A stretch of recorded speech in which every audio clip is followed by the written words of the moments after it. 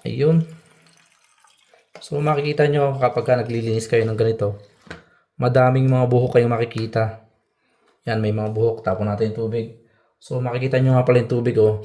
Medyo may amoy siya, mabantot. So kasi almost 1 year hindi siya nalilinisan.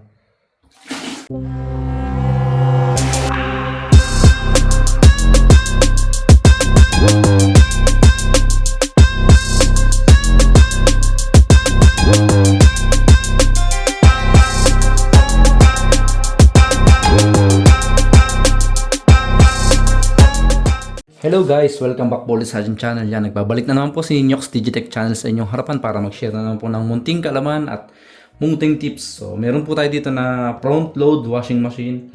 So, dito to sa Finland kaya iba yung mga language na nakasulat. So, papakita ko sa inyo kung paano mapanatiling malinis at kung paano po mag-eco drum at kung anong mga dapat linisin sa ating mga front load washing machine. Kung may mga ganito kayo, makakatulong po itong video ito sa inyo at panoodin nyo lang po simula hanggang katapusan. So, anong gagawin natin bago tayo mag-drum clean? Dapat linisan muna natin ang ating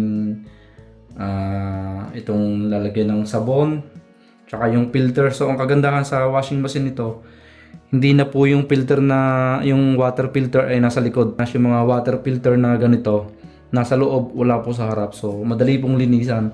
Karamihan po ngayon sa mga latest model na mga front load washing machine ay nasa harapan na po yung ating pinaka-iimbak ng mga dumi, yung napipilter ng mga dumi. So dito sa baba makikita nyo may maliit na butas, so dapat mayroon tayo na pang sahod na tubig kasi may ano to, may laman na tubig. Depende po yung sa ating makikitang dumi pati. So open nyo lang yan, ganyan makikita nyo. So makikita nyo dito may pipe na maliit dito. Yan, pull out lang natin yan, konti hilahin. And open natin, tanggalan natin yung pinaka-lock niya sa ibabaw. Makikita natin kung madumi yan. Yan, may tubig yan. So may mga lumalabas na maliit na mga kulay itim. So yun ay parang buhangin. So yun ang mga minsan ang gagaling sa ating tubig, sa ating mga nilalabahan. Okay. So yan ang unang yung gagawin. Tutok natin ng konti yung camera. Yan. Hintayin natin maubos yung yung tubig. Tapos isusunod natin yung isa. Titingnan natin kung malinis yung loob. So yan, don't worry po, nakapatay yung ating naka-unplug po yung ating washing machine. So ganun dapat ang paglilinis. Laging safety first dapat ang ating paiiralin. Alright, balik na natin yung ating malinis naman siya. So ito po ay almost 1 year na mahigit na hindi na drum clean. So hindi naman madudumi yung mga nilalaban dito. Malilinis naman po. So balik na natin, then open natin yung isa. So alisin muna natin yung tubig at napuno na. Okay. Yan.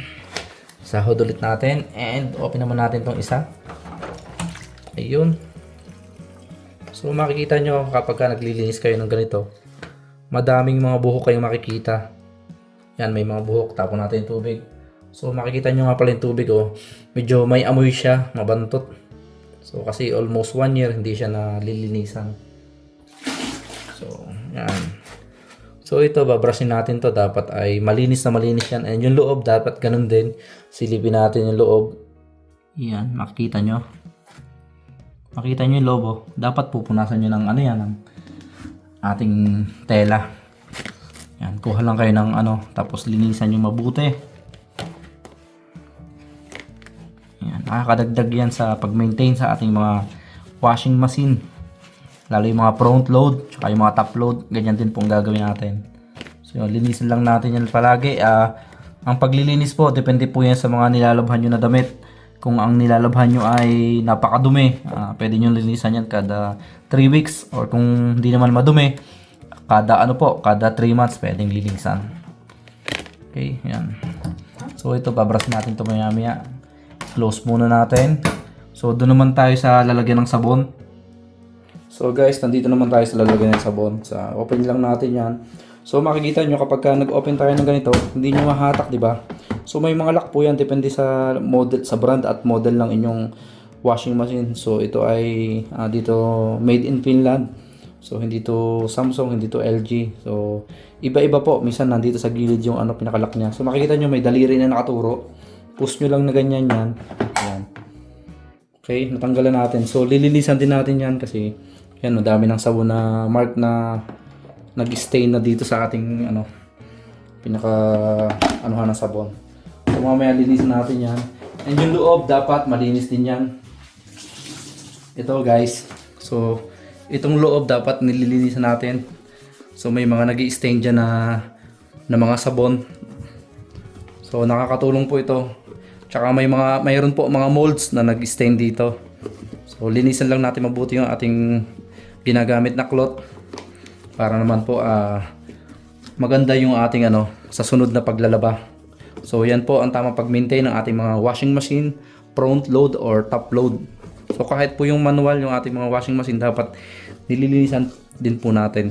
Yung mga gilid, yung mga likod, yung filter yung water filter. Okay, siguraduhin natin malinis. So medyo maamoy kanina yung ating filter doon sa baba. Okay yan, binanlawan ulit natin yung ating yung aking ginagamit na pamunas para siguraduhin natin na malinis talaga.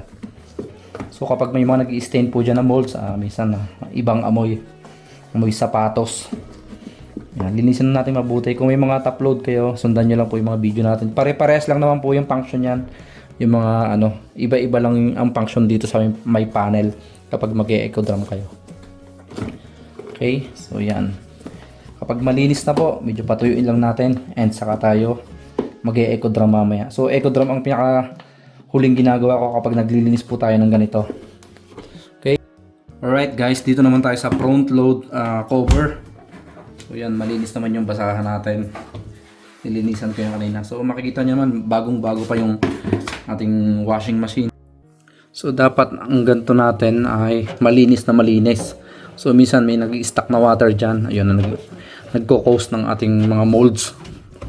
Dapat makita nyo malinis yan. So dito naman sa loob, itong ating pinaka-rubber. Dapat malinis yan. So ito ay linggo-linggo nililinisan. Kung ang nilalabhan nyo ay yung mga talagang sobrang dumi. So dito, gagamitin natin itong tela nito. Makikita nyo sa loob, ang dumi. Yan Yan. Kita nyo guys, napakaitim. So linisan natin paikot yan. Kaya eco drum ang ginagawa kong pinakahuling proseso nito para damay na to sa paglilinis. Okay, yung iba ginagamitan po ng baking soda at saka vinegar. Ako hindi naman po, yung powder na lang ginagamit ko. Sabi na iba bawal daw. Pero matagal ko namang ginagamit, hindi naman nakakasira. Sa dami pong nagpapagawa sa akin ng washing machine dati sa Oman, ay okay naman po. Yan, makikita na dapat malinis. Balawan natin konti. Yan, balawan naman. Meron tayong tubig dito dapat. Yan. So yan, ganyan po pag maintain ng ating mga top load or ang ating front load na washing machine. Dapat palaging malinis yan. And para maganda yung resulta ng ating paglalaba. Minsan mapapansin nyo medyo may amoy yung ating nilabahan kahit nakadownin na tayo. Dapat double check nyo kung malinis na. Yan. Laging papatayin yung yung power bago maglinis ng ganito para safe tayo. Okay? Yan. Malinis na yan. Makikita nyo yung pagkakaiba. So nabanlawan natin yung ating towel. Pinakatela natin. Okay? So ang next natin gagawin, babarasin natin yung lalagyan ng sabon at saka yung pinaka ang cup ng ating filter. Alright guys, nandito na tayo sa ating lababo. So linisan muna natin to. Mahinang tubig lang dapat. Yan, para. So libre naman tayo ng tubig dito. So maamoy ko kanina, napakabaho nung galing dun sa sa water filter. Talagang hindi makakaya yung amoy, masangsang.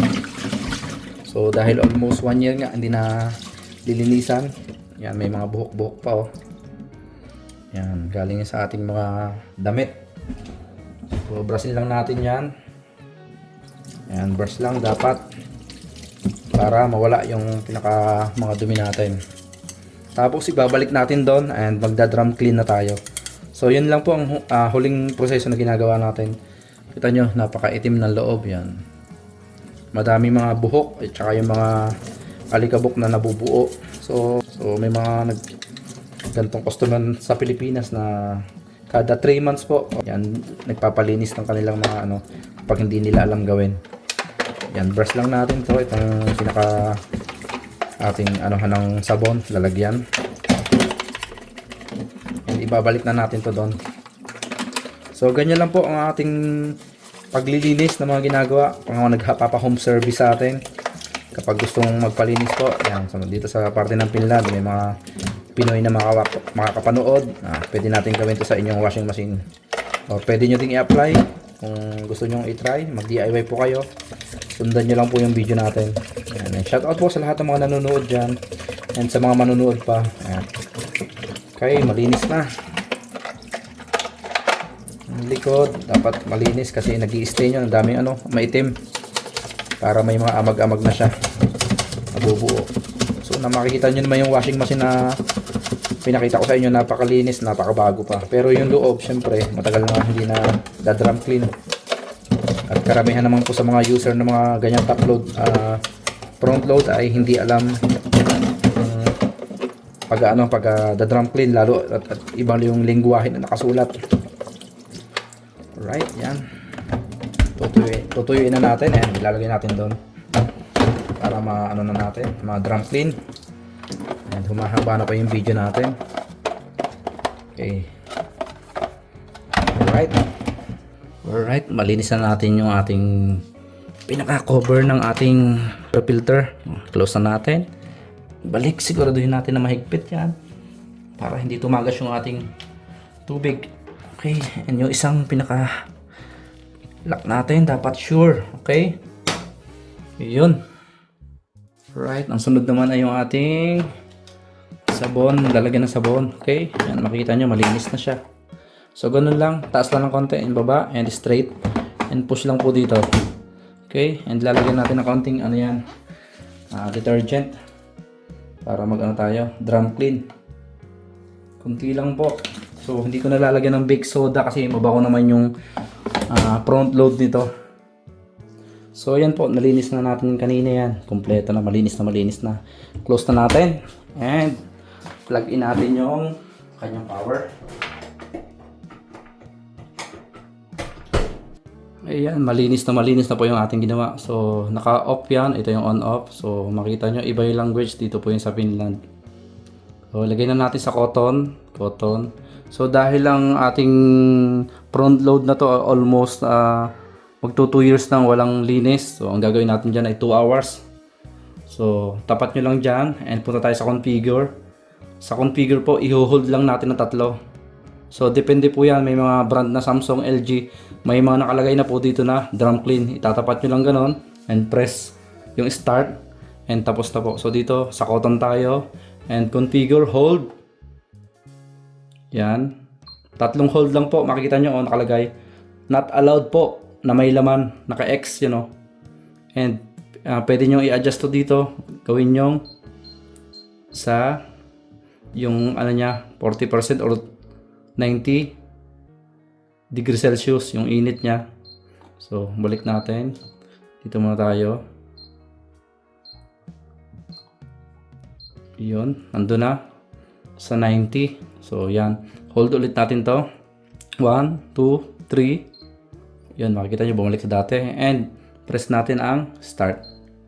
Okay, mag-i-start na po yan. Yan, naka-start na po. Yun, madidinig nyo, mag-uumpisa na po ang drum clean yan. 2 hours po yan and 15 minutes po.